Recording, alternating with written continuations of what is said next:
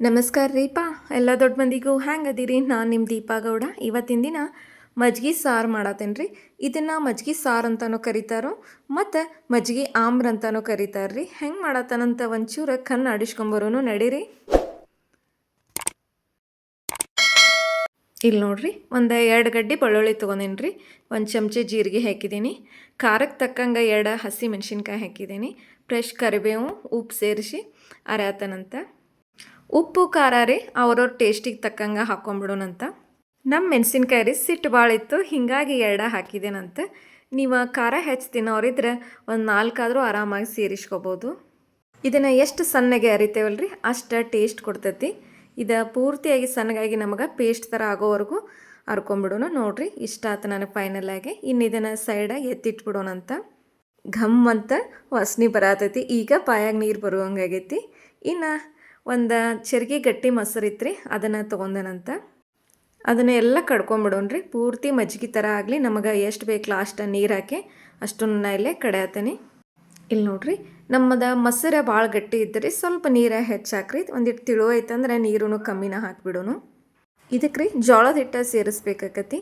ಜೋಳದ ಎಷ್ಟು ಅಂದ್ರೆ ಅದ ಹೇಳಿದ್ನಲ್ಲ, ಮೊಸರು ಗಟ್ಟಿಯಾಗಿತ್ತಂದ್ರೆ ಸ್ವಲ್ಪ ಸೇರಿಸೋನು. ನಂದು ಮೀಡಿಯಮ್ ಐತಿ, ನಾ ಇಲ್ಲೇ 2 ಚಮಚೆ ಜೋಳದ ಹಿಟ್ಟು ಸೇರಿಸಿದ್ದೀನಿ. ಮತ್ತು ಮಸಾಲ ಏನು ಅರದಿಟ್ಟಿನ್ಲ ಅದನ್ನೆಲ್ಲನೂ ಮಿಕ್ಸ್ ಮಾಡತ್ತನಂತ್ರಿ. ಪೂರ್ತಿ ಗಂಟು ಇರಲಾರ್ದಂಗೆ ಅಷ್ಟೂ ಕುಡಿಸ್ಕೊಂಬಿಡೋನು. ಇಷ್ಟಾದ್ರೆ ಇದ್ರ ಕೆಲಸ ಮುಗೀತು ನೋಡ್ರಿ. ಇನ್ನು ಗ್ಯಾಸ್ ಸಣ್ಣಿಟ್ಟ ಪೂರ್ತಿಯಾಗಿ ಹೊಳ್ಸಾಡ್ಕೊತ ನಿಂತ್ಬಿಡೋನು. ಸ್ವಲ್ಪ ಏನಾರ ನಿಮಗೆ ಗಟ್ಟಿ ಅನಿಸಿದ್ರೆ ಒಂದು ಅರ್ಧ ವಾಟೆದಷ್ಟು ನೀರು ಹಾಕ್ಕೊಂಬಿಡೋಣ್ರಿ.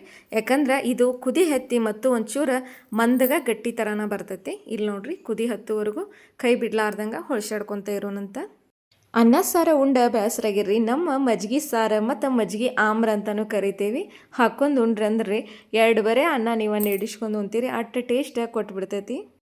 ಮನ್ಯಾಗ ಮಕ್ಕಳ್ರಿ ಊಟ ಇವತ್ತು ಬ್ಯಾಡ ಅಂದ್ರೆ ಮನ್ಯಾಗ ಮಜ್ಜಿಗೆ ಆಮ್ರ ಮಾಡಿದ್ದೀನಿ, ಒಂಚೂರು ಅನ್ನ ಮಜ್ಜಿಗೆ ಆಮ್ರ ಉಂಡು ಹೋಗ್ರಿ, ಬಾಯನ್ ಹೊಲಸು ಬಿಡ್ತೈತಿ ಅಂತ ಕರಿತೇವಂತ. ಯಾಕಂದ್ರೆ ಅಷ್ಟು ಟೇಸ್ಟ್ ಕೊಟ್ಬಿಡ್ತೈತಿ. ಇದನ್ನು ರೀ 2-3 ಥರದೊಳಗೂ ಮಾಡ್ತಾರೆ.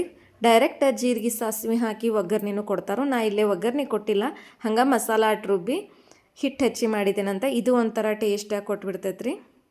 ನೋಡೋನು ನೆಕ್ಸ್ಟ್ ಟೈಮ್ ಅನುಕೂಲ ಆದರೆ ಒಗ್ಗರಣೆ ಹಾಕಿ ಮಾಡಿ ತೋರಿಸ್ತಾನಂತ. ಇದನ್ನು ಭಾಳ ಕುದಿಸೋ ಅವಶ್ಯಕತೆ ಇರೋದಿಲ್ಲ ರೀ. ಸುತ್ತೋರ್ದೆಲ್ಲ ಕುದಿ ಒಂದು ಕುದಿ ಬಂತಂದ್ರೆ ಗ್ಯಾಸ್ ಬಂದ್ ಮಾಡಿಬಿಟ್ರೆ ಇದ್ರ ಕೆಲಸ ಮುಗೀತು ನೋಡ್ರಿ. ಇನ್ನೊಂದು ವಿಡಿಯೋದಾಗ ಮತ್ತೆ ನಿಮಗೆ ಭೇಟಿಯಾಕನಂತ್ರಿ. ಅಲ್ಲಿವರೆಗೂ ಬಾಯ್.